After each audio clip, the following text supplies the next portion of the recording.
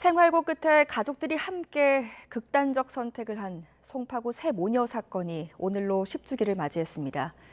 이후 사회보장제도 개선이 필요하다는 목소리가 곳곳에서 터져나왔지만 아직까지도 이 복지 사각지대에 가려져 세상을 등지는 비극은 계속해서 이어지고 있습니다. 윤태인 기자가 취재했습니다. 10년 전인 지난 2014년 2월 26일 서울 송파구의 반지하집에서 세 모녀가 숨진 채 발견됐습니다. 지독한 가난을 견디지 못하고 극단적 선택을 한 겁니다. 이들이 떠난 보금자리에서 찾을 수 있었던 건 내지 못한 각종 고지서들과 공과금 70만 원, 그리고 죄송하다는 내용의 유서뿐이었습니다. 당시 생계를 책임진 어머니가 부상으로 일을 그만둔 뒤 어떠한 복지 혜택도 받지 못한 것으로 드러났습니다. 이들이 왜 복지 사각지대에 놓였는지 우리 사회에 대한 비판과 반성이 이어지면서 정부도 대책 마련에 나섰습니다.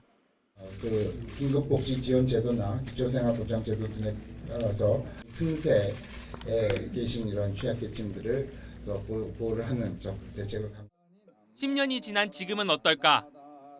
새 모녀를 기리기 위한 추모제는 10년째 이어졌지만 가난과 싸우는 사람들은 이 사회가 변한 게 없다고 목소리를 높입니다.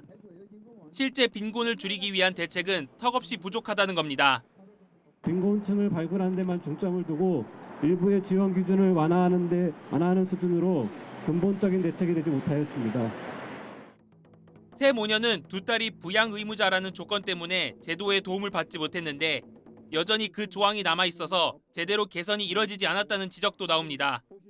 여전히 새 모녀가 신청할 수도 이용할 수도 없는 변화에 그쳤다. 그러는 동안 복지 사각지대에 놓인 이들의 비극은 여전히 반복되고 있습니다.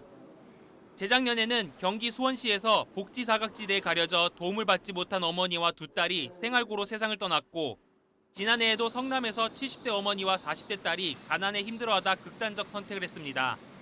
지난달에도 충남 태안 주택가 차 안에서는 부부와 초등학생 딸 등 일가족 3명이 경제적 어려움을 호소하는 유서와 함께 숨진 채 발견됐습니다.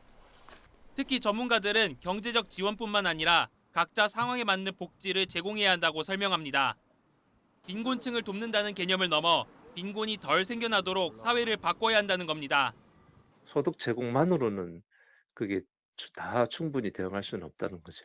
상담 외에도 이 구직 활동을 잘할 수 있도록 도와준다든지, 그러니까 여러 가지 이 개별적인 그런 그 개인적 가정적 상황들이 있지 않습니까?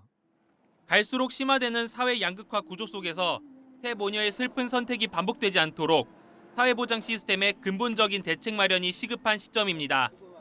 YTN 윤태인입니다.